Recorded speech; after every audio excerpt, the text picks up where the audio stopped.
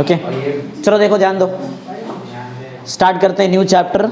बहुत easy chapter है, इसके लिए इसको लास्ट में रखा है। सुपर पोजिशन ऑफ वेव्स, बराबर, एकदम सिंपल चैप्टर है ये। चैप्टर पूरा का पूरा बेस्ड है 11th के साउंड वाले चैप्टर है ना, एकदम सिंपल सिंपल चीज़ है। ऐसा भी चीज़ है बहुत सारा जो तुमने ऑलरेडी पढ़ा है 11th में, बराबर। इसके लिए ज़्यादा टाइम नहीं लगेगा खत्म करने, फटाफट खत्म करें। देखो पढ़ो, पहला क्वेश्चन क्या है आज का, वेव मोशन। वेव मोशन मतलब क्या है? अच्छा उससे पहले ये समझो कि वेव मतलब क्या है, वेव कब बनता है, ये भी तुमको पहले बताया था। किसको याद है वेव, एक मीडियम में वेव कब बनता है?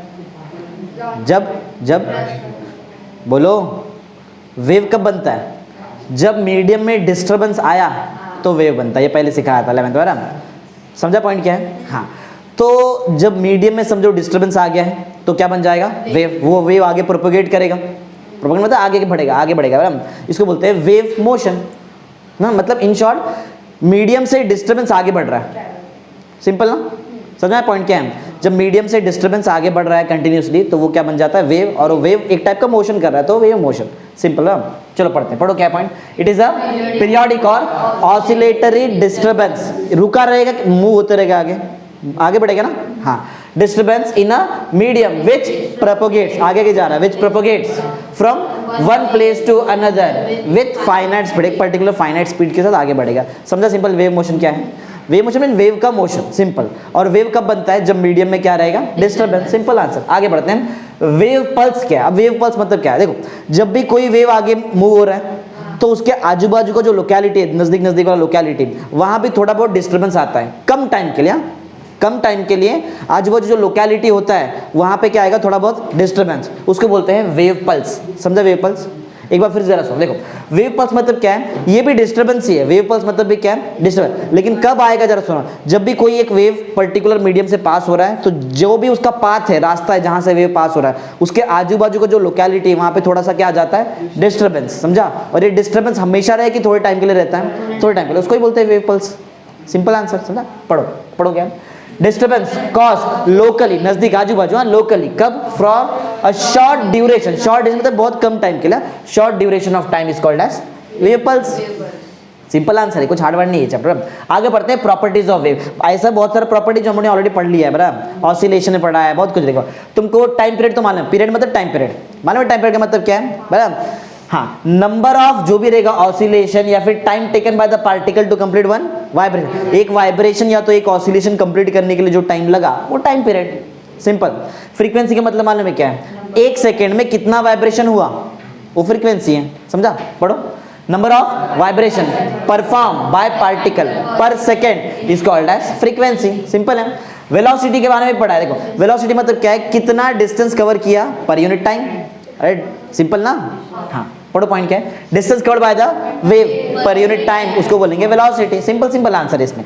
एम्पलीट्यूड क्या होता है? जब भी एक ऑसिलेशन हो रहा है या फिर एक जब भी वाइब्रेशन होता है तो मीन पोजीशन से पार्टिकल अपना ऑसिलेशन चालू करेगा ना। मीन मतलब बीच वाला पोजीशन, तो इधर से लेके मैक्सिमम कितना ऊपर जा सकता है वो उसका हो गया एम्पलीट्यूड। समझा एम्पलीट्यूड क्या होता है?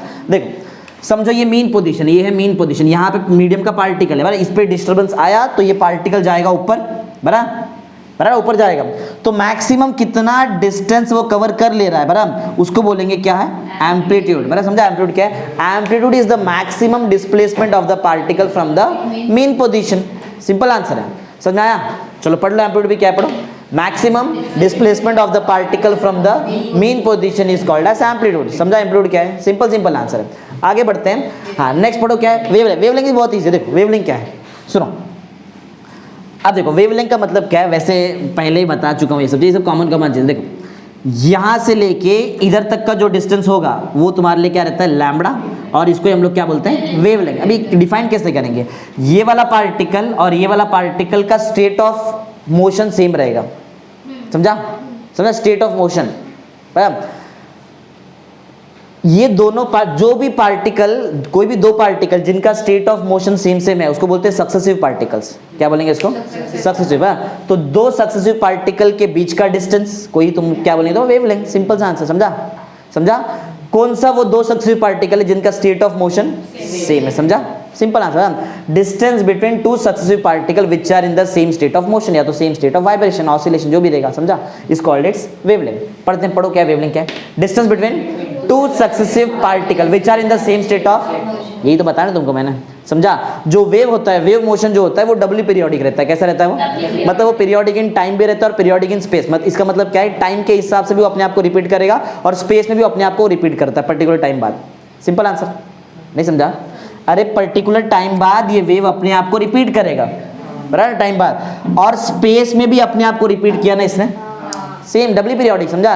तो वेव मोशन क्या होता है? डबली पीरियोडिक मोशन, मतलब क्या? Periodic in time as well as periodic in space. पढ़ो नेक्स्ट वाला point. Wave motion is doubly periodic phenomenon that is periodic in time and periodic. बहुत सिंपल चैप्टर है ये, बहुत सिंपल चैप्टर, इसमें कुछ हार्ड चीज नहीं है, समझा, एकदम इजी सी चीज है, समझा क्या है ये? हाँ, अब नेक्स्ट पढ़ते हैं, पढ़ो क्वेश्चन पढ़ो। What happens when the wave, जब भी एक वेव आगे प्रोपोगेट होगा, बराबर, तो क्या होता है? बराबर, क्या होता है? बहुत सिंपल, देखो आंसर बहुत सिंपल सा है। जब भी वेव प्रोपोगेट होता है तो इन शॉर्ट डिस्टर्बेंस आगे आगे जा रहा है। पार्टिकल एक जगह से दूसरी जगह जाता है कि वो पार्टिकल का एनर्जी एक जगह से दूसरी जगह पे जाता है? एनर्जी, पार्टिकल का मूव नहीं होता है, पार्टिकल सिर्फ अपनी जगह पे मूव होता है। ऐसा मत सोचो यहाँ से पार्टिकल ऐसा गया, ऐसा नहीं होता है, बराबर, पार्टिकल वहीं रहता है, बराबर, एनर्जी ट्रांसफर होता है आगे। समझा पॉइंट क्या है? तो जब भी वेव आगे प्रोपोगेट होगा, एक सिंपल सा आंसर है, डिस्टर्बेंस आगे आगे जाने वाला है, बराबर। वेव का जो एनर्जी है, मतलब जो भी एनर्जी है, वो आगे ट्रैवल होता है कि पार्टिकल? एनर्जी, यही आंसर है, सिंपल सा। पढ़ो फटाफट क्या है? When wave propagate it produces disturbance या फिर ऑसिलेशन तुम लोग बोल सकते हैं in the medium which results in the transfer of energy. Transfer होता है, पार्टिकल ट्रांसफर नहीं होता है। समझा पॉइंट क्या है? सिंपल सा आंसर। आगे बढ़ते हैं। मैकेनिकल वेव, बहुत सिंपल सा आंसर, मैकेनिकल वेव। पहले सब 11th का कंसेप्ट है। मैकेनिकल वेव और इलेक्ट्रोमैग्नेटिक वेव में एक ही डिफरेंस है। मैकेनिकल वेव को प्रोपोगेट होने के लिए मटेरियल मीडियम की जरूरत पड़ती है, जैसे कि साउंड वेव, समझा। और इलेक्ट्रोमैग्नेटिक वेव को आगे ट्रैवल करने के लिए मटेरियल मीडियम की जरूरत नहीं है, जैसे कि लाइट वेव, लाइट, समझा। अरे बहुत simple simple answer. Mechanical wave का एक सिंपल स्पेशलिटी क्या है? इसको मटेरियल मीडियम चाहिए, समझा, और इलेक्ट्रोमैग्नेटिक वेव को नहीं चाहिए। हाँ, इसमें मैकेनिकल वेव में और बहुत सारा अलग टाइप का वेव आता है, इसमें ट्रांसवर्स, लॉन्गिट्यूडनल वगैरह बहुत कुछ आएगा। चलो 1 बाय 1 पढ़ते हैं। अच्छा, मैंने क्या बताया बताओ? मैकेनिकल वेव को प्रोपोगेट होने के लिए मटेरियल मीडियम का जरूरत पड़ेगा ना, प्रोपोगेशन होने के लिए। एक और बात, इसमें एनर्जी तो ट्रांसफर होता ही है, एनर्जी और मोमेंटम ट्रांसफर होता है, बराबर। एक्चुअल में क्या ट्रांसफर होता है? एनर्जी और मोमेंटम। पार्टिकल आगे नहीं बढ़ता है, एनर्जी और क्या बढ़ेगा आगे? मोमेंटम आगे बढ़ता है, ये एक पॉइंट रहता है। और यहाँ पे ये एक सिंपल सा यहाँ पे पॉइंट दिया, वो सिंपल से मैंने क्या बताया? मैकेनिकल वेव को प्रोपोगेट होने के लिए मीडियम का जरूरत पड़ता है कि नहीं पड़ता है? पड़ता है। तो यहाँ पे एक प्रॉपर्टी आएगा, इलास्टिक मीडियम बताएंगे वहाँ पे। चलो पढ़ते हैं 1 बाय। समझा 2-3 पॉइंट क्या बताया मैंने? 2-3 पॉइंट क्या है? मैकेनिकल वेव जो है, इस सबसे पहला पॉइंट है, इसको प्रोपोगेट होने के लिए मटेरियल मीडियम की जरूरत है। हाँ, एग्जाम्पल क्या रहेगा? साउंड वेव, समझा। दूसरा, जब भी ये ट्रैवल करेगा, क्योंकि वेव है तो एनर्जी ट्रांसफर होने वाला और मोमेंटम, और पार्टिकल आगे ट्रांसफर थोड़ी होता है। इसमें एक चीज और बताया कि जो मीडियम है वो कैसा होना चाहिए? Elastic medium. Simple elastic medium मालूम रहेगा तुमको, बराबर। एक बार फोर्स मतलब डीफॉर्मिंग फोर्स जानने के बाद वो अपना शेप, साइज सब कुछ रीगेन कर लेता है। इलास्टिक इंग्लिश वर्ड है, मतलब आना चाहिए तुमको, ठीक। पढ़ते चलो, पढ़ो क्या? Mechanical wave is a disturbance produced in the elastic medium. देखो वर्ड आया ना, इलास्टिक मीडियम, मतलब मीडियम का जरूरत है, समझा, नाम में आ गया ना, इलास्टिक मीडियम। आगे, due to periodic vibration of particle of the medium about their mean position. मान लो देखो, periodic vibration of particle about their mean position, ये मीन पोजीशन है, तो यहाँ पे जो पार्टिकल है वो ऐसा वाइब्रेट करता है, सर, समझा, वो अपने मीन पोजीशन में वाइब्रेट करता है, ये पीरियोडिक वाइब्रेशन। चलो पढ़ते हैं पॉइंट नंबर 2, पढ़ो क्या? In this process energy and momentum are energy और मोमेंटम आगे जाएगा, पार्टिकल आगे नहीं जाता है, समझा। पार्टिकल अपने जगह पे ही मोशन करता है, बस। हाँ, किधर थे हम लोग? हाँ, are transferred from one position to another position, there is no transfer of matter और particle of the medium from one point to another. एक जगह से दूसरी जगह पे पार्टिकल नहीं जाता है, एनर्जी और मोमेंटम जाता है। समझा पॉइंट क्या है? आगे बढ़ते हैं। ये तो तुमको मालूम है, थर्ड पॉइंट बता दिया था, पढ़ो क्या? It requires material medium for it, उसको आगे बढ़ने के लिए मटेरियल मीडियम की जरूरत है, समझा। चलो, इलेक्ट्रोमैग्नेटिक वेव भी बता दिया तुमको, याद है? ये एक ऐसा वेव है जिसको प्रोपोगेट होने के लिए मटेरियल मीडियम की जरूरत नहीं है। पढ़ लो, समझा दिया, पढ़ो। Waves which do not require any material medium for their propagation is called as electromagnetic wave। समझा पॉइंट? बोलो, क्लियर है? आगे बढ़ते हैं। साउंड वेव, तुमको मालूम है साउंड वेव क्या होता है? देखो चलो साउंड वेव बता दो जरा, इधर दिखा देता हूँ, क्योंकि ऑलमोस्ट बहुत सारा इसमें साउंड वेव का कंसेप्ट आएगा। देखो, साउंड वेव जो है ना, एक्चुअल में एक प्रेशर वेव है। कैसा वेव है? होता क्या है इसमें कंप्रेशन, बराबर, मानो ना, कंप्रेशन और रेयरफैक्शन ट्रैवल होता है। कंप्रेशन ट्रैवल होएगा और क्या ट्रैवल होता है? रेयरफैक्शन। समझ में आ रहा है क्या है? अरे जो लाइन एकदम नजदीक नजदीक है उसको बोलते हैं कंप्रेशन है, ये कंप्रेशन। जो दूर दूर है ये क्या है? रेयरफैक्शन। ये प्रेशर वेव, समझ आ रहा है? प्रेशर वेव, समझा? यहाँ पे कंप्रेशन फिर ऐसा, फिर कंप्रेशन फिर ऐसा, समझ आ रहा है? ऐसा। तो बहुत सिंपल ना। तो साउंड वेव क्या है? साउंड वेव एक टाइप का प्रेशर वेव है जिसमें क्या क्या रहता है, कंप्रेशन और रेयरफैक्शन। ये कैसे ट्रैवल करता है, ये ट्रैवल करता है in the direction of propagation of wave ना, जिस डायरेक्शन में वेव प्रोपोगेटर है उसी डायरेक्शन में कंप्रेशन और रेयरफैक्शन आगे जाएगा। Simple answer. पढ़ लो, क्या है बता दीजिए, पढ़ना है, पढ़ो। Sound wave is a pressure wave consisting of compression and rarefaction travelling along the direction of propagation of. Simple answer. आगे बढ़ते हैं, नेक्स्ट पढ़ो। क्या है, नाम में ही है, नाम में ही है। प्रोग्रेसिव मतलब वेव मतलब क्या, जो अपने आप को कंटिन्यूसली प्रोग्रेस करते रहता है मीडियम में, मतलब कंटिन्यूसली आगे बढ़ते बढ़ते जाएगा विदाउट एनी डैम्पिंग। डैम्पिंग में डैम्पिंग जो ऑसिलेशन तुमको पेंडुलम पढ़ाया था मैंने, पेंडुलम बराबर। पेंडुलम में ऐसा पूरा एम्पलीट्यूड जो भी रहता है धीरे धीरे धीरे धीरे कम हो जाता है। अरे पहले ज़्यादा रहेगा ना एम्पलीट्यूड, पहले ज़्यादा एम्पलीट्यूड रहेगा, फिर धीरे धीरे, इसको बोलते हैं डैम्प्ड ऑसिलेशन बराबर। जो वेव विदाउट एनी डैम्पिंग आगे बढ़ते बढ़ते जाएगा मीडियम में, वो प्रोग्रेसिव वेव। नाम में ये प्रोग्रेसिव मतलब कंटिन्यूसली प्रोग्रेस करेगा in the medium without any damping. समझा क्या है, चलो पढ़ते पढ़ो। क्या है, the wave which continuously travels through a medium without any damping is in the given direction is called as, जैसे कि साउंड वेव। समझा, बोलो, इजी है ना ये चैप्टर, कुछ हार्ड वर्ड नहीं। नेक्स्ट पढ़ते हैं कैरेक्टरिस्टिक्स ऑफ प्रोग्रेस। बहुत इजी है कैरेक्टरिस्टिक्स ऑफ प्रोग्रेस। देखो क्या क्या, बहुत सिंपल से। देखो पहला कैरेक्टरिस्टिक तो ये है कि एम्पलीट्यूड पीरियड और फ्रीक्वेंसी चेंज नहीं होता है। क्या क्या चेंज नहीं होएगा, एम्पलीट्यूड पीरियड और फ्रीक्वेंसी। एक एक पॉइंट पढ़ाता हूं क्योंकि इजी है। एम्पलीट्यूड पीरियड और फ्रीक्वेंसी चेंज नहीं होता है, लेकिन state of motion particle to particle change होता है। समझा, याद रहेगा। चलो 2 पॉइंट पढ़ लो फटाफट। क्या है, पढ़ो। सॉरी, स्टेट मध्ये फेज, हाँ स्टेट मध्ये फेज ऑफ मोशन की बात पढ़ो। All vibrating particle of the medium has same amplitude period and frequency, लेकिन फेज जो होता है वो चेंज होता है पार्टिकल टू पार्टिकल। समझा, हाँ पढ़ो। क्या point number 2, phase changes from particle to particle. तीसरा पॉइंट तुमको पहले से मालूम है, जब भी वेव आगे प्रोपोगेट होता है क्या पार्टिकल आगे जाता है कि एनर्जी जाता है, एनर्जी जाता है। पॉइंट नंबर 3 भी तुमको आता है, पढ़ लो।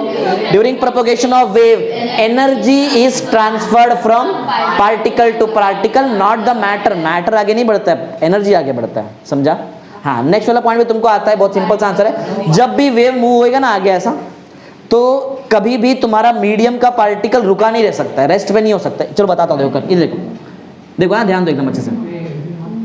समझो तुम्हारा मेन पोजीशन है, ये पार्टिकल है यहाँ पे, एक दूसरा पार्टिकल, सबका ध्यान यहाँ पे होना चाहिए। देखो फिर यहाँ पे ऐसा पार्टिकल, देखा ये पार्टी, ये जो मैं बना रहा हूँ ऐसा डॉट, ये पार्टिकल का मोशन है ऐसा, बड़ा ऐसा, मतलब पार्टिकल रुकता नहीं है, वो कंटिन्यूसली मूव होगा, ऊपर नीचे यहाँ पे करते रहेगा ऐसा। समझा, आगे पार्ट मतलब जब भी वेव प्रोपोगेट होगा वहां का उस मीडियम का पार्टिकल रेस्ट पे नहीं हो सकता है। समझा। पॉइंट नंबर 4 पढ़ो। No particles of the medium is permanently at the rest, rest पे नहीं हो सकता है पार्टिकल का मीडियम। समझा, मतलब मीडियम का पार्टिकल। आगे नेक्स्ट वाला पॉइंट बहुत सिंपल है, ये जरा ध्यान दो, सुनो सुनो सुनो सुनो सुनो सुनो।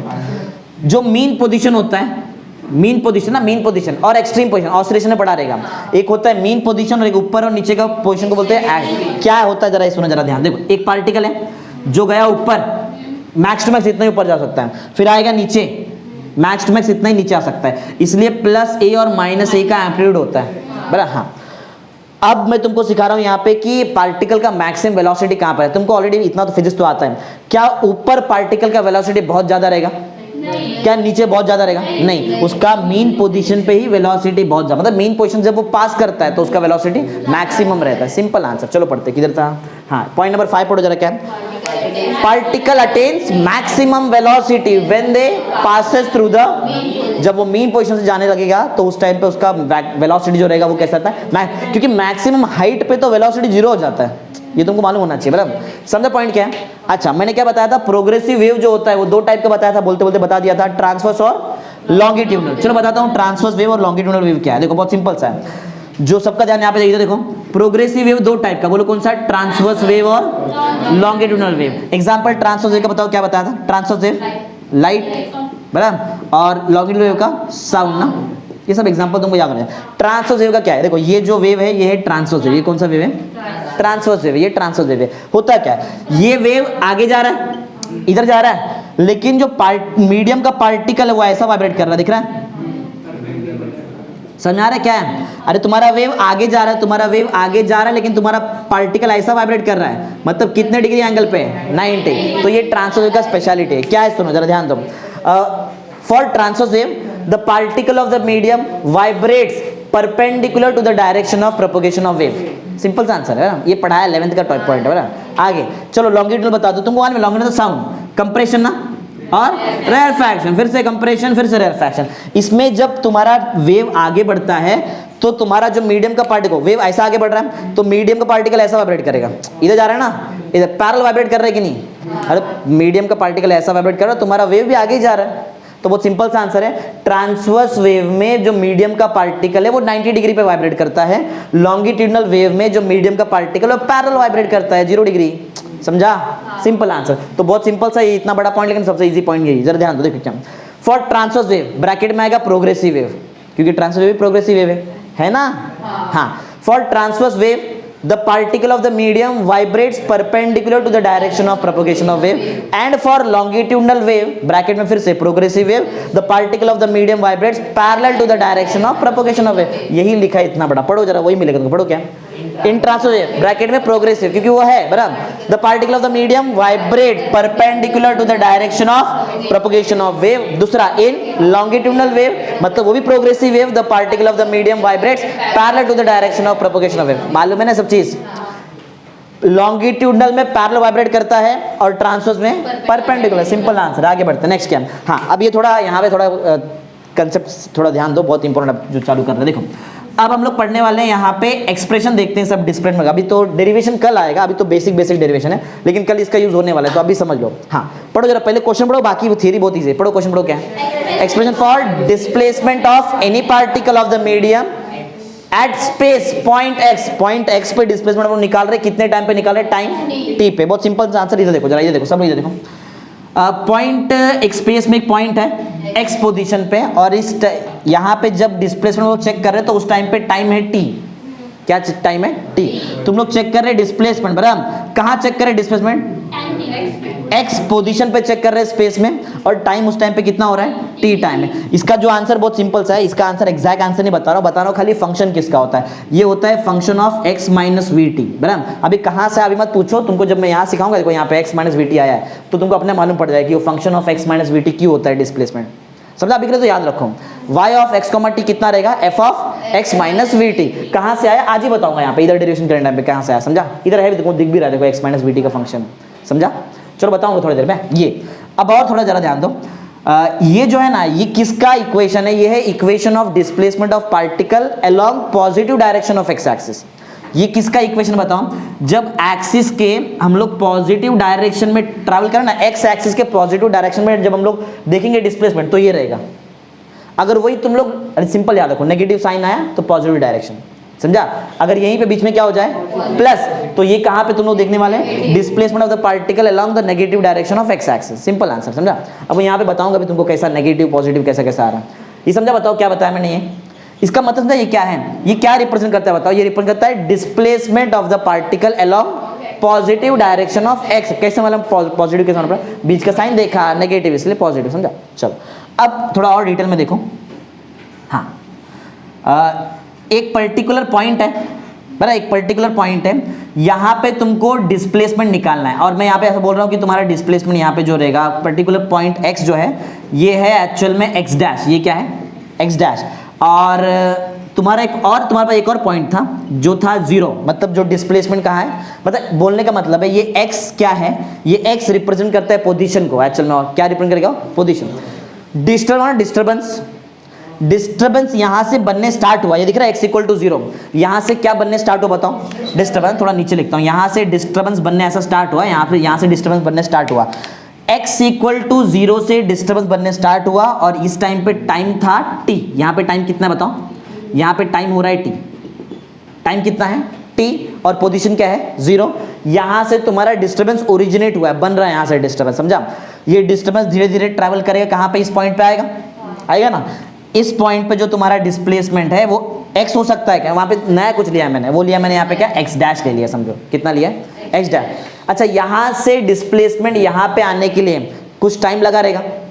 पहले से तुम्हारे पास टाइम कितना लग रहा है, देखो मैं टाइम निकालने जा रहा हूँ, देखो ध्यान से, टाइम पहले से मेरे पास t तो है, यहाँ से ये यहाँ ट्रैवल कर रहा है ना, तो कुछ एक्स्ट्रा टाइम भी तो लगेगा ना। अरे ये टाइम तो पहले से टाइम है ना, पहले से t वाला टाइम है, ये इधर से इधर ट्रैवल करने के लिए भी तो कुछ एक्स्ट्रा टाइम लगेगा कि नहीं लगेगा। टाइम देखो, speed is equal to distance upon time होता है, बराबर ना। बताओ टाइम क्या रहेगा, डिस्टेंस अपॉन स्पीड। 0 था ना, 0 से कहां तक गया, x तक, या तो अरे x equal to x dash, दोनों सेम सेम चीज है, x मतलब ही x डैश, देखो ना इक्वल लिखा है, 0 से x तक गए या तो 0 से x डैश तक गए, बोलो कितना डिस्टेंस कवर किया है, x डैश या फिर x, एक ही बात है ना, दोनों सेम सेम है ना। हाँ, कितना टाइम लगा, कितना टाइम लगा, देखो जो यहाँ पे, अच्छा क्या बताया बताओ मैंने, speed is equal to distance upon time ना, बराबर, तो टाइम का बताओ क्या बताया फॉर्मूला, डिस्टेंस अपॉन स्पीड। मैं बोलता हूँ कि तुम लोग v वेलोसिटी से गए, कितने वेलोसिटी से गए, v, समझा, तो इतना एक्स्ट्रा टाइम लगा है। जरा देखो एक बार फिर से मैंने क्या बताया, देखो कंसेप्ट बहुत सिंपल सा है, जो डिस्टर्बेंस जहाँ पे स्टार्ट हुआ था डिस्टर्बेंस, वो डिस्टर्बेंस कितने, कौन से पोजीशन से स्टार्ट हुआ था, x इक्वल टू 0, वहां पे टाइम कितना था, t टाइम था। जब वो वहां से ट्रैवल होके दूसरे पॉइंट तक जा रहा है, तो वहां पे बताओ अभी तुम्हारा पोजीशन क्या है, x लो या तो क्या लो, x डैश, कुछ एक्स्ट्रा टाइम लगा रहेगा डिस्टर्बेंस यहाँ पे पहुंचने के लिए, वो एक्स्ट्रा टाइम मतलब एक्स्ट्रा टाइम मतलब टोटल टाइम कितना लगा, t तो था, प्लस कितना x बाय, ये x बाय v टाइम को रिप्रेजेंट करता है, टाइम है ना वो, अरे टाइम का फॉर्मूला है वो, एक्स्ट्रा टाइम जो लगा, समझा, वो स्मॉल टी सेम सेम नहीं होना चाहिए, समझ लो कि वो किसको रिप्रेजेंट कर रहा है, टाइम को। अब जरा अब तुमको यहाँ पे समझेगा, ये तुमको दो चीज समझा मैंने क्या बताया, एक तो है हमारा ये दिखा है displacement of the particle along positive direction of X axis, कितना था y x, t, समझा ना, इज इक्वल टू क्या था, f of x minus v t, ये एक चीज बताया। और दूसरा चीज मैंने तुमको ये समझाया, बराबर, जहां से तुम्हारा डिस्टर्बेंस ओरिजिनेट हुआ वो कौन सा पोजीशन था, x इक्वल टू 0, टाइम कितना हो रहा था, t, वो डिस्टर्बेंस को दूसरे पॉइंट पहुंचने के लिए एक्स्ट्रा टाइम लगेगा, ये टाइम t तो रहेगा प्लस एक्स्ट्रा टाइम भी लगेगा, वो कितना था, x बाय v, तो टोटल टाइम कितना लगा, t plus x by v, यही लिखा है, कुछ नया नहीं। चलो इतना ही पढ़ो जल्दी पढ़ो, कहाँ थे हम लोग, इधर पढ़ो। When a mechanical wave passes through a medium, the displacement of any particle in the medium at space point x time t, ये फॉर्मूला रहेगा उसके लिए, ये बताया ना फॉर्मूला। हाँ, नेक्स्ट वाला पॉइंट, इसमें क्या, अरे लिख लो ना, दोनों सेम सेम नहीं दिखाई दे रहा तुमको ये, किधर, इधर x का वैल्यू 0 है इस पोजीशन पे, इधर x का वैल्यू x डैश है, ले लो, उसमें क्या है, ले लो, दोनों सेम ही लिखा है ना मैंने वहाँ पे, ठीक है। देखो ये मैंने इस पोजीशन के लिए लिखा है, अरे ये वाला जो टाइम है ना, ये टाइम इसको थोड़ी रिप्रेजेंट कर रहा है, ये वो वाला टाइम है यहाँ से लेके यहाँ तक का टाइम, तो यही लेंगे ना, x का वैल्यू तुम लोग x डैश लो या x लो, तुम्हारी मर्जी, इधर x डैश लिया मैंने, x लिखा था, उसमें क्या। चलो किधर थे हम लोग, ये वाला पॉइंट पढ़े ना, बताओ इसमें v क्या है, स्पीड या तो वेलोसिटी से वो आगे बढ़ रहा था ना वहाँ पे, हाँ, तो ये v के बारे में लिखा है, पढ़ो क्या है, v is the speed at which disturbance travels through a medium along, बताना पड़ेगा पॉजिटिव, क्यों बोलो, ये इक्वेशन किसके लिए है, पॉजिटिव डायरेक्शन ऑफ, अगर मैं यहाँ पे प्लस करूँ तो बन जाएगा नेगेटिव, तो तुमने यहाँ पे लिखना पड़ेगा along negative direction of X axis, समझा, ऐसा है, ठीक है। ये वाला पॉइंट पढ़ो क्या है, the factor x minus v t, ये दिखा है, ये x माइनस वी टी आया क्यों है, किस वजह से आया। अच्छा मैं एक चीज रह गया बताने के लिए, जरा ये देखो फिर से एक बार, देखो बात बाद में कर सकते हैं, आधा घंटे बाद भी बात कर सकते हैं, तो देखो जरा थोड़ी देर के लिए, ये टाइम इक्वल टू t था, x इक्वल टू 0 ना, यहाँ पे x का वैल्यू x डैश तुमने लिया था, बराबर, बोलो टाइम कितना लगा था यहाँ पे, time t plus x dash by v ना, ये इतना टाइम लगा, बराबर। अब जरा थोड़ा अलग तरीके से सोचो, देखो हम लोग यहाँ से यहाँ पे गए ना ऐसा, अब उल्टा भी तुम लोग सोच सकते हैं, तुम लोग ऐसा सोच सकते हैं कि जो तुम्हारा डिस्टर्बेंस है वो t minus x dash by v time पहले चालू हुआ है, समझो मैं क्या बताया, माइनस कहाँ से आया बताओ, हाँ, या फिर ऐसा भी एज्यूम कर सकते हैं डिस्प्लेसमेंट एक वेक्टर क्वांटिटी है, तो इस डायरेक्शन में गया पॉजिटिव एक्स में तो प्लस लेंगे, और नेगेटिव में ऐसा आ रहा हूँ ना, तो नेगेटिव एक्स है तो माइनस ले लिया, ऐसा भी समझ सकते हैं, समझा मैंने क्या बताया, एक बार फिर जरा देखो, इतना इजी नहीं है चीज जो मैंने बताया। देखो ये वाला पहला पॉइंट तुमको क्लियर समझा है, इसका मतलब ये था कि time t plus x dash by v, इतने टाइम बाद तुम्हारा डिस्टर्बेंस यहां से यहां पहुंचा, इसका मतलब ये था, और इसका मतलब क्या है, इतने टाइम पहले तुम्हारा डिस्टर्बेंस चालू हुआ था, सिंपल आंसर ना, समझाए, बोलो हाँ। चलो तो आ जाते हैं फिर से, कहाँ थे हम लोग, हाँ, द फैक्टर, ये वाला factor, the factor x minus v T appear क्यों हुआ, उसका रीजन वहां पे appears because the disturbance produced at point, कहां प्रोड्यूस हुआ बताओ डिस्टर्बेंस, x इक्वल टू 0, और वो टाइम पे टाइम कितना हो रहा था, t, disturbance produced at point x equal to 0 and time t, reach करेगा दूसरे पॉइंट पे, उधर कुछ टाइम लगेगा ना, reaches the point x equal to x dash on right क्यों बोल रहे हैं, क्योंकि बताना पड़ेगा positive direction of x axis, right बोले तो positive direction of x axis at time. अब बताओ टाइम तुमको इतना लगा ना, इतना टाइम बाद पहुंचा ना वहां पे, हाँ, तो कितना लगा at time t plus x dash by v आया, बराबर। एक इसका उल्टा तरीका भी समझने का है। तुम्हारा जो डिस्टर्बेंस अभी यहाँ पहुंचा है, ये जो डिस्टर्बेंस यहाँ पहुंचा है, ये इतने टाइम पहले चालू हुआ था, ऐसा भी समझ सकते हैं। चलो भी रहेगा यहाँ पे, दैट इज, पढ़ो, disturbance x equal to x dash पे ये जो डिस्टर्बेंस है इधर जो पहुंचा है, ये यहाँ चालू हुआ था ना, ऐसा actually originates on left side, left लिया साइड एट टाइम, देखो टाइम चेंज, ये वाला टाइम देखो, समझ आया? बोलो, इजी है तो सिंपल है। चलो आगे बढ़ते हैं। हाँ, ये जो इक्वेशन है ये सिर्फ किसको रिप्रेजेंट करता है, पॉजिटिव की नेगेटिव? Positive direction. चलो पढ़ लो क्या है, the above equation represents progressive wave travelling in positive x direction, positive direction of X axis, एक ही बात है, समझा?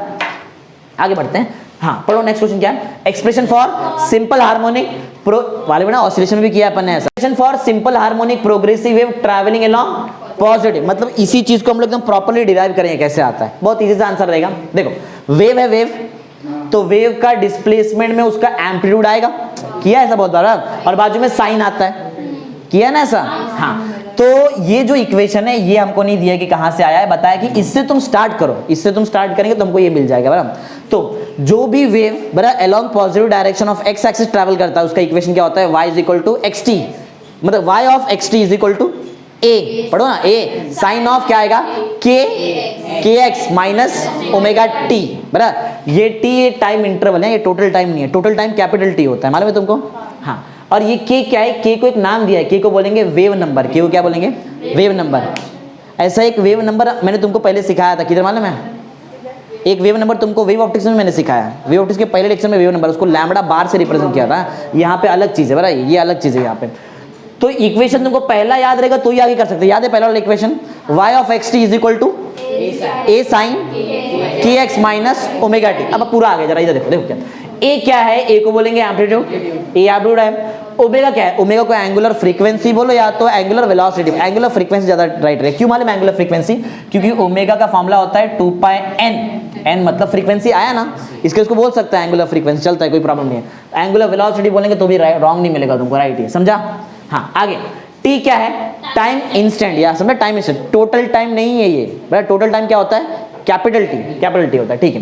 के के बारे में तुमको मालूम है, के क्या है, वेव नंबर। अब जरा ध्यान से देखो, ज्यादा टाइम लगाऊंगा, फटाफट खत्म कर दे। देखो के का जो फॉर्मूला होता है वो क्या रहेगा, 2 pi by omega, sorry 2 pi by lambda. के का जो फॉर्मूला वो क्या रहेगा, 2 पाई बाय लैम्बडा। ये के का फॉर्मूला है, के को क्या बोलते हैं, के को बोलते हैं क्या, वेव नंबर बोलते हैं, और ओमेगा का फॉर्मूला तुमको पहले से मालूम है, ये बताने की जरूरत नहीं ना, ठीक है। देखो मेरे पास जो इक्वेशन था, के का फॉर्मूला जो मेरे पास है 2 पाई बाय लैम्बडा, वो मैंने के के जगह पुट कर दिया, बराबर है।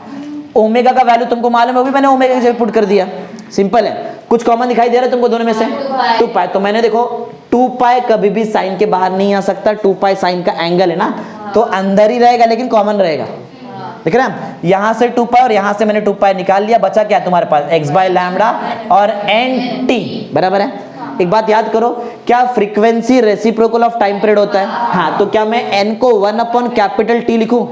n को 1 अपॉन कैपिटल टी लिख सकते हैं, बराबर। तो मैं n को जब 1 अपॉन कैपिटल टी लिखूंगा, बाकी सब यहां तक एज इट इज है, बराबर। ये स्मॉल टी तो ऊपर ही रहेगा, n के जगह पे क्या आ जाएगा, 1 अपॉन कैपिटल टी, समझा? सिंपल है, ये कुछ हार्ड वर्ड नहीं है, बराबर। ये समझा, ये डेरिवेशन कहां से आ रहा है, इतना। अब जरा आगे देखो, v equal to n lambda, मालूम है ना, v equal to n lambda, v equal to n lambda इधर वेव में लगता है। अगर यही मैं तुमको ऑप्टिक्स पढ़ाऊं तो वहां पे c इज इक्वल टू नू लैम्बडा हो जाता है, किया ना अपने कितनी बार ऐसा, बराबर। हाँ, v is equal to n lambda, यहां से फिर से n के जगह पे 1/t लिख सकते हैं, बराबर। फर्स्ट वाले को और लास्ट वाले को जरा ध्यान से देखो, यहां से मुझे ना t निकालो, कैपिटल T। अगर हाँ, तो यहां से मैं कैपिटल T निकालू तो लैम्बडा अपॉन v मिल जाएगा। क्यों किया मैंने ऐसा, क्योंकि मैं t का वैल्यू यहां पे पुट कर सकता हूं ऐसा, बराबर। तो जैसे मैंने t के जगह पे t का वैल्यू पुट किया, लैम्बडा आएगा, उसके नीचे वाला भी ऊपर चले जाएगा ना, समझा? ऐसा क्यों किया, दो लैम्बडा डायरेक्ट एक साथ कॉमन आ सकता है ना, यहाँ पे देखो। हाँ, तो यहाँ से मैंने लैम्बडा अगर कॉमन ले तो बताओ तुमको क्या मिलेगा, 2 पाई बाय लैम्बडा और x माइनस क्या आ जाएगा, vt। ये दिखाई दे रहा है, x माइनस vt तुमको बढ़ाया था यहाँ पे, समझा? किसका फंक्शन कैसा है, समझा? ये जो डिस्प्लेसमेंट ये किसका फंक्शन है, x माइनस vt। देखो ना यहाँ भी आया, देखो ना यहाँ पे वाला पार्ट x माइनस vt है ना। अरे फंक्शन समझ में आता, फंक्शन क्या आता है, जो भी टर्म अंदर तुमको दिखाई दे वो उसका फंक्शन, जैसे y is equal to f of x होता है, अंदर x का टर्म मिलता है, वैसे तुमको y इज इक्वल टू अंदर किसका टर्म मिल रहा है, x माइनस वी का है, इसलिए y of x comma t किसका फंक्शन है, f of x minus v का। समझा पॉइंट कैसे, मैथ से ये तो बड़ा मालूम है ना तुमको ये चीज।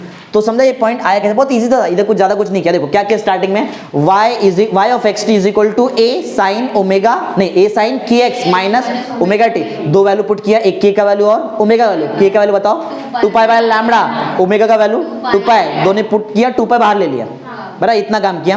फिर n के जगह क्या पुट कर दिया 1/t, n के पे 1/t पुट किया, तो small t by capital T बन गया लास्ट में, बराबर समझा। फिर लास्ट में हम लोगों ने क्या किया, कैपिटल T का वैल्यू निकाला, देखो ना कैपिटल T का वैल्यू क्या निकाला, लैम्बडा बाय v, और वो पुट किया, नीचे से लैम्बडा बाहर निकाल दिया, समझा। तो तुम्हारा आंसर अभी क्या है, y of x, t is equal to a sin 2 pi by lambda, फिर ब्रैकेट के अंदर तुम्हारे पास क्या है, हाँ x माइनस वी टी, तो तुमको याद हो जाना चाहिए कि यहाँ पे था पहले से x माइनस वी टी, समझा। तो सिंपल सा आंसर ये, समझा कैसा है, हाँ माइनस है, ये क्या रिप्रेजेंट कर रहा है कि तुम्हारा जो वेव का डिस्प्लेसमेंट हो, हाँ अगर एग्जाम में आया नेगेटिव पॉजिटिव आया तो ये करने का पूरा, और यहाँ पे लिख सकते हैं for negative direction of X axis displacement, ये क्या रहेगा, प्लस डाल देना वहां पे। अरे देखो ना ये माइनस, अगर एग्जाम में कभी आया कि इधर क्या बोला है, along positive direction of X axis, अगर एग्जाम में आया नेगेटिव तो अलग कुछ ट्रिक नहीं रहता, ऐसा ही करेंगे, लास्ट में खाली एक स्टेटमेंट लिखने का, बस एक स्टेटमेंट हो ना, क्या लिखेंगे तुम लोग, for negative direction of X axis, तुम्हारा y का आंसर क्या रहेगा, माइनस पे प्लस, समझा, सिंपल सा आंसर। आगे बढ़ते हैं, रिलेशन बिटवीन क्या करेंगे, wave velocity, angular velocity and wave. देखो वेव वेलोसिटी को तो हम लोग v से डिनोट करते हैं, एंगुलर वेलोसिटी हमारा होता है ओमेगा, और वेव नंबर तुमको मालूम है k होता है, बराबर, ये तुमको मालूम है, इतना कुछ हार्ड, चलो ये करके दिखा देता हूँ, इतना कुछ इधर देखो, ये करके दिखा देता हूँ।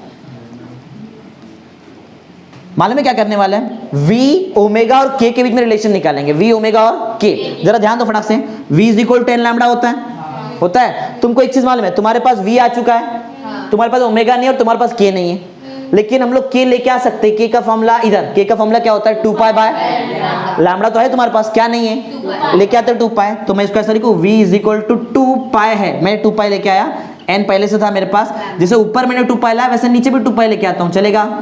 अरे 2 पाई तो अभी भी कैंसिल हो रहा है, तुम्हारे पास n लैम्बडा ही तो बचा है, बराबर। अगर 2 पाई बाय लैम्बडा का आंसर k है तो इसका उल्टा का आंसर क्या रहेगा, 1 बाय k, देखो उसका उल्टा देखो यहाँ पे, अरे चेक करो ना, लैम्बडा बाय 2 पाई और मेरे पास यहाँ पे क्या है 2 पाई बाय लैम्बडा का आंसर k, तो लैम्बडा बाय 2 पाई का आंसर 1 बाय k, तो बताओ तुम्हारे पास यहाँ पे क्या आएगा 2 पाई n बाय k, भूलो मत 2 पाई n तो ओमेगा होता है, अरे ओमेगा 2 पाई n होता है ना, लिखो सेंस तुम्हारा जो है, सेंस जो ओमेगा है वो क्या है 2 पाई n, तो 2 पाई n के जगह पे डायरेक्ट क्या लिख सकते हो ओमेगा, तो तुम्हारा v का आंसर बोलो क्या आएगा ओमेगा अपॉन k, खत्म, सिंपल आंसर है। समझा कैसे किया है, ये तो थियरी, ये इधर से एक्सप्लेन कर दूंगा, उसको पढ़ने की भी जरूरत नहीं रहेगा, ऐसा फिर भी एक बार रीडिंग करा लूंगा तुमसे, बात ज़्यादा कुछ नहीं। देखो क्या हो रहा है यहाँ पे, जरा ध्यान, इधर हम लोग सुपरपोजिशन ऑफ वेव कर रहे हैं, यहाँ पे क्या करने वाले, इधर देखो ध्यान से, सुपरपोजिशन ऑफ वेव, पहले इसको समझो, देखो क्या हो रहा है, t is equal to 0, as दिख रहा है 0 सेकेंड है वो, t is equal to 0 second, ये डायग्राम को मैंने बोला है कि ये a वाला डायग्राम, ऐसा टोटल g तक जाना है तुमको, a से लेके g तक, बहुत इजी है, ये खुद से भी लिख सकते, पढ़ने की जरूरत भी नहीं है, अगर डायग्राम समझा दो। देखो ये टाइम इक्वल टू 0 सेकेंड पे जो a वाला तुम्हारा डायग्राम है, ये क्या रिप्रेजेंट कर रहा है कि दो क्रस्ट सामने सामने आ रहे, दिखाई दे रहा है, ये रेड कलर का डायग्राम, रेड कलर का एरो दिखाई दे रहा है, मतलब क्रस्ट इधर ट्रैवल कर रहा है, क्रस्ट समझ में आता है, जो ऊपर है तो क्रस्ट बोलते हैं, नीचे वाले को ट्रफ बोलते हैं, ठीक है। ये क्रस्ट यहाँ ट्रैवल कर रहा है और ऊपर वाला क्रस्ट, ये देखा ये वाला क्रस्ट भी, मतलब दोनों सामने सामने आ रहे हैं, बराबर। सेकेंड डायग्राम में थोड़ा और नजदीक आ गए दोनों क्रस्ट, सेकेंड डायग्राम में दोनों क्रस्ट है वो थोड़ा सा और नजदीक आ गए, बराबर है। थर्ड वाले डायग्राम में जैसे ही देखो, जैसे ही नजदीक आए, ये दिख रहा है, ये ट्रफ बना है क्या, ये ट्रफ है क्या, नहीं ये ट्रफ नहीं है, ये देखो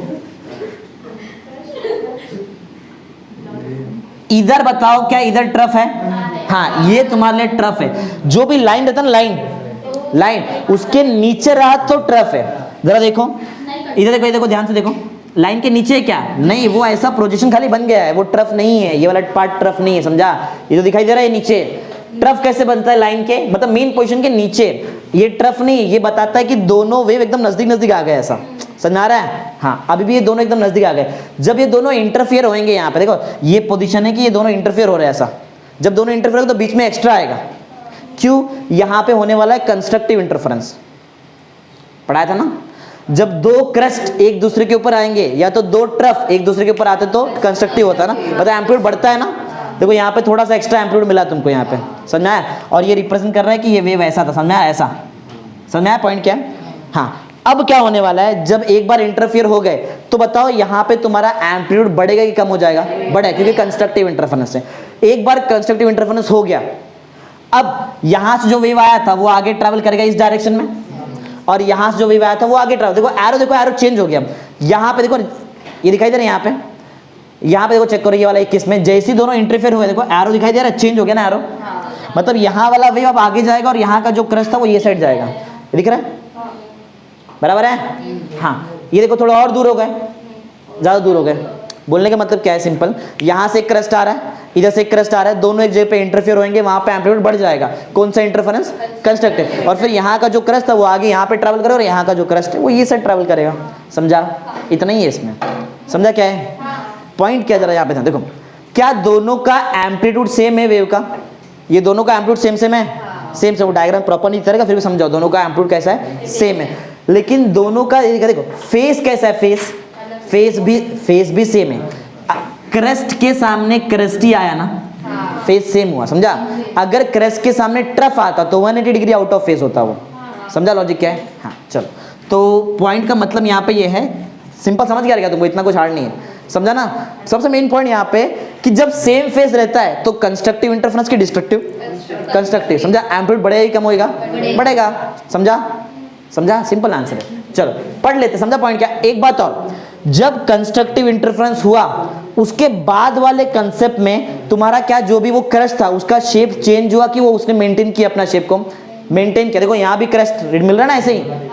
अरे यहाँ ही का क्रस्ट तो आगे चला गया ना, इधर क्रस्ट आगे चला गया, यहाँ पे ऐसा उसने अपना शेप कंस्ट्रक्टिव इंटरफेरेंस होने के बाद भी क्या किया, मेंटेन किया। चलो पढ़ते, बहुत सिंपल पॉइंट है, इसको बताने की जरूरत नहीं, सब कुछ बता दिया है। पढ़ो क्या, the propagation of approaching waves, approaching wave मतलब सामने सामने आ रहा है, approaching waves pulses their successive position after every second, एक सेकंड में देखो 0 1 सेकंड 2 सेकंड, समझ आ रहा है ऐसा। हाँ, after every second their superposition, ये दिख रहा है, ये वाला पोजीशन है यहाँ पे दिख रहा है, कब हो रहा है, टाइम इक्वल टू 3 सेकंड। और कौन सा डायग्राम में हो रहा है, डी वाला, यहाँ पे प्रॉपर सुपर इंपोजिशन हो रहा है, सुपरपोजिशन, ये दिख रहा है यहाँ पे सुपरपोजिशन। आगे हाँ, superposition their propagation after superposition, superposition के बाद वाला प्रोपोगेशन है EFG वाला डायग्राम। सुपरपोजिशन पहले वाला क्या था, ए बी, वहां पे अप्रोच हो रहे थे। मतलब बोलने का मतलब है जब वेव्स अप्रोच हो रहे हैं, जब सुपरपोजिशन हो रहा है, जब सुपरपोजिशन के बाद वाला जितना भी चीज सबका सब हम लोगों ने डायग्राम में रिप्रेजेंट किया हुआ है, वही लिखा देखो, are shown in the figure. Next point पढ़ो क्या, consider two waves crossing each other between, किधर देखो, पढ़ो टाइम पढ़ो, 2 सेकंड और 4 सेकंड, दोनों 2 सेकंड, ये दिख रहा है 2 सेकंड और 4 सेकंड। अरे इनके बीच में क्या आता है, 3 सेकंड, यही तो हुआ है सब कुछ काम, इधर ही तो हुआ है ना सुपरपोजिशन। हाँ, तो क्या लिखा है, 2 second 4 second as shown in the figure CDE। जरा देखो CDE में ही तो पूरा का पूरा काम हुआ है, C में एकदम नजदीक आ गए, D में वाले डायग्राम में सुपर इंपोजिशन हो गया, सुपर इंपोज हुआ है, सुपरपोजिशन हो चुका है, और E में अलग हो गया ना। समझा ऐसा। पॉइंट नंबर 3, अरे ये पढ़ने का, तुम इसको सोच रहे पढ़ने का नहीं, इसको देख के लिखने का है वहां पे। समझा ऐसा। Point number 3, here two waves superpose, super impose लिख सकते हैं, सुपरपोज लिख सकते हैं, सुपरपोजिशन फिनोमिनन है, याद रखना बराबर। हाँ, superpose the resultant displacement is equal to the sum of integer, इसका डिस्प्लेसमेंट और इसका डिस्प्लेसमेंट को प्लस किया, तुमको वहां पे रिजल्टेंट डिस्प्लेसमेंट मिलेगा ना, क्योंकि कंस्ट्रक्टिव है बराबर। हाँ, कहते हम लोग sum displacement of due to individual wave pulse, this is called, पढ़ाया था, इसको बोलते हैं हम लोग कंस्ट्रक्टिव इंटरफेरेंस। ठीक है, आगे पढ़ो क्या, the displacement wave pulse after crossing at time equal to 5, रुक जाओ 5 सेकेंड ना, ये दिखाई दे रहा है 5 सेकेंड एंड कितना 6 सेकेंड आर शोन। मतलब ये 5 और 6 क्या रिप्रेजेंट करता है कि कंस्ट्रक्टिव इंटरफेरेंस के बाद वाला पूरा कंसेप्ट। अरे 5 और 6 देखो ना, ये दिख रहा है 5 सेकेंड और 6 सेकेंड क्या हो रहा है, ये कंस्ट्रक्टिव इंटरफेरेंस के बाद वाला पूरा लॉजिक है ना यहाँ पे। सिंपल, मतलब तुमको बताने का है कि यहाँ पे क्या क्या बताया। एक्चुअल में सुपरपोजिशन सब पहले का बताया, सुपरपोजिशन बताया, उसके बाद वाला सब बताया बराबर। फिर बताओ कि कौन से सेकंड पे क्या हो रहा है बराबर। अपने मन से बॉन्ड बना सकते कि तुम लोग सुपरपोजिशन कहाँ पे हो रहा है, टाइम इक्वल टू 3 सेकंड और डायग्राम डी पे ना बराबर। सिंपल, अपने मन से बना सकते। लास्ट पॉइंट पढ़ो क्या, after crossing each other both the wave pulse continue to maintain their end, ये लास्ट में तुमको बताया था ना, एक बार क्रॉसिंग ओवर हो गया उसके बाद भी वो अपना शेप मेंटेन करते हैं। समझा। चलो ये भी बढ़ा देता हूँ, इधर देखो, ये बहुत इजी है, क्रस्ट है और क्या है, ट्रफ। इधर मैंने डायग्राम नहीं बनाया, इधर एरो देखो, ये ऐसा आ रहा है, ये इधर आ रहा है। क्या बताओ फेस सेम हो सकता है, क्या अपोजिट फेस है, अपोजिट, एक क्रस्ट और दूसरा क्या है, ट्रफ। देखो यहाँ पे लिखा है अपोजिट फेस, लेकिन एम्पलीट्यूड सेम है। अभी तुम खुद से मालूम, ये नजदीक आ रहा है और नजदीक आ गए और है ना, ये ट्रफ ना और नजदीक आ गया। जैसे ही दोनों नजदीक आएंगे, इसके पास क्रफ रहेगा और इसके पास क्रस्ट रहेगा, इसके पास क्या रहेगा, ट्रफ। ये दिख रहा है, दोनों कैंसिल ना, कुछ मिलेगा ही नहीं तुमको इस पोजीशन पे। कुछ इधर देखो, इधर मिला था ना एक्स्ट्रा, हाँ इधर नहीं मिल सकता क्योंकि ये कौन सा इंटरफेरेंस है, डिस्ट्रक्टिव ना। एक क्रस्ट और दूसरा ट्रफ एक दूसरे के ऊपर आया तो डिस्ट्रक्टिव। अच्छा, क्या इधर डिस्ट्रक्टिव इंटरफेरेंस हो रहा है? देखो, डिस्ट्रक्टिव इंटरफेरेंस सिर्फ कहां होता है, जब एक क्रस्ट एक ट्रफ के पास आएगा एक पर्टिकुलर पॉइंट पे। इधर इधर हो या किधर इधर, ऐसा कुछ नहीं। ये जब दोनों साथ में आएंगे एक पर्टिकुलर पॉइंट पे तो ही हो सकता है, और पर्टिकुलर पॉइंट पे होता है हमेशा। समझ क्या रहेगा तुमको यहाँ पे डिस्ट्रक्टिव इंटरफेरेंस? क्या खत्म हो जाएगा दोनों वेव? क्या इसके आगे जाएंगे? जाते ना, अपना वो शेप मेंटेन करके जाते ना। इधर खत्म हो जाएगा, इधर इस पोजीशन पे खत्म ना। लेकिन अगर मैं इसके आगे देखूं तो तुमको मिलेगा। नीचे ट्रफ क्यों मिल रहा है? क्योंकि नीचे से ट्रफ आ रहा था ना, इस साइड, अरे ये साइड ट्रफ जा रहा था, और उधर क्या मिलेगा तुमको, क्रस्ट, क्योंकि वहां पे क्रस्ट जा रहा था। देखो क्रस्ट मिल रहा है और नीचे क्या मिल रहा है, ट्रफ। और ये थोड़ा और दूर हो गया, देखो यहाँ से। समझ में आया पॉइंट? अरे सिंपल सिंपल है, कुछ नहीं है, समझा? ये थियरी में वही लिखा है, खाली यहाँ पढ़ने वाला पॉइंट क्या है, कौन सा इंटरफेरेंस, डिस्ट्रक्टिव। एम्पलीट्यूड कितना हो जा रहा है, 0, कुछ नहीं मिला तुमको एम्पलीट्यूड, समझा? और क्रॉसिंग ओवर के बाद अपना शेप मेंटेन करते हैं, खत्म, इतना ही है, समझा? इजी है ना, ये तो इजी हो रहा है, इसके लिए मैं तुमको ज़्यादा इसमें कुछ नहीं, मेन ये था तुम्हारे लिए, ये था और स्टार्टिंग वाला कंसेप्ट। समझा क्या क्या पढ़ा आज? चलो देखो, तो पहला समझो तुमको वेव मोशन क्या है, ये पढ़ लेंगे ना, तो थियरी है ये, इसके जैसा ही है पूरा, कुछ अलग नहीं है बराबर। देखो वेव मोशन हमने क्या देखा कि वेव मोशन में कौन आगे ट्रैवल करता है, डिस्टर्बेंस। बता देना डिस्टर्बेंस, सिंपल। वेव कैसे बनता है, डिस्टर्बेंस की वजह से बनता है। हाँ, वेव पल्स याद है? वेव पल्स क्या है? जब भी वेव एक पर्टिकुलर मीडियम से पास होएगा तो उसके आजू बाजू लोकेलिटी है वहां पे डिस्टर्बेंस आता है। थोड़ा डिस्टर्बेंस आया कि ज्यादा आएगा, थोड़ा है, कम टाइम के लिए कि ज्यादा टाइम के लिए, कम टाइम के लिए, शॉर्ट इंटरवल ऑफ टाइम लेगा, short duration of time. Properties of wave याद है? टाइम पीरियड याद है ना, फ्रीक्वेंसी याद है, 1 सेकंड में कितना वाइब्रेशन, कितना ऑसिलेशन, वेलोसिटी याद है, कितना डिस्टेंस कवर किया per unit time, amplitude, maximum distance of particle from the mean position, wavelength याद है, 2 successive particle which are in the same state of motion या same phase of motion. Wave motion doubly periodic होता है, periodic in time as well as periodic in space. फिर तुम पढ़ा है कि जब वेव प्रोपेगेट होता है तो एक्चुअल में होता क्या है, एनर्जी आगे ट्रांसफर होता है, मैटर ट्रांसफर नहीं होता है। हाँ, फिर याद है मैकेनिकल वेव, इसको ट्रैवल करने के लिए मटेरियल मीडियम की जरूरत है, लगता है यहाँ पर, और एक्चुअल में यहाँ पे एनर्जी और मोमेंटम ट्रैवल कर, देखा ना, एनर्जी और मोमेंटम बताया। इलेक्ट्रोमैग्नेटिक वेव को ट्रैवल करने के लिए मटेरियल मीडियम की जरूरत नहीं है। एग्जांपल क्या है, लाइट वेव, और इसका एग्जांपल क्या है, साउंड। साउंड एक्चुअल में मैकेनिकल में 2 पार्ट आता है, एक प्रोग्रेसिव, एक आता है ट्रांसफर और दूसरा क्या आएगा, नहीं, एक ट्रांसफर दूसरा लॉन्गिट्यूडनल, बराबर। प्रोग्रेसिव इसका ही पार्ट है, प्रोग्रेसिव मतलब ही मैकेनिकल, कोई भी वेव प्रोग्रेसिव वेव हो सकता है, खाली आगे एडवांस करते रहना चाहिए कंटिन्यूस मीडियम में, प्रोग्रेसिव वेव ना, बोलो हो सकता है ऐसा। तो मैकेनिकल वेव 2 टाइप का हम लोग बोल सकते हैं। तो मैकेनिकल वेव में प्रोग्रेसिव वेव लो जो 2 टाइप का रहता है, कौन सा, ट्रांसवर्स और लॉन्गिट्यूड। ट्रांसवर्स अगर देखूं तो एग्जांपल क्या रहेगा, लाइट, और लॉन्गिट्यूडल में साउंड। चलो आगे बढ़ते हैं। साउंड वेव याद है, ये एक प्रेशर वेव है जो कैसे ट्रैवल करता है, कंप्रेशन और रेयरफैक्शन के फॉर्म में ट्रैवल करता है, बराबर। प्रोग्रेसिव वेव ये बता दिया, अभी तो बताया, बराबर। कंटिन्यूसली एडवांस करना चाहिए मीडियम में विदाउट एनी डैम्पिंग, डैम्पिंग नहीं होना चाहिए, डैम्प्ड ऑसिलेशन नहीं होना चाहिए। कैरेक्टरिस्टिक याद है, amplitude, period of frequency same होता है, फेज ऑफ ऑसिलेशन या फेज ऑफ मोशन चेंज होता है पार्टिकल टू पार्टिकल। फिर जब प्रोपोगेट होंगे तो सिर्फ एनर्जी ट्रांसफर होता है, मैटर ट्रांसफर नहीं होता है। कोई भी मीडियम का पार्टिकल जब वेव ट्रैवल हो रहा है तो वो टाइम पे वो रेस्ट में नहीं हो सकता, उसको मोशन करना पड़ेगा। फिर याद यहाँ पे क्या बताया, मैक्सिमम वेलोसिटी कब रहेगा, जब वो किसको पास करेगा, मीन पोजीशन को। ट्रांसवर्स वेव में particle of the medium vibrate करता है 90 डिग्री पे परपेंडिकुलर, और लॉन्गिट्यूडल वेव में पैरेलल वाइब्रेट करता है। याद है expression y of x, t क्या था, f of x minus v T.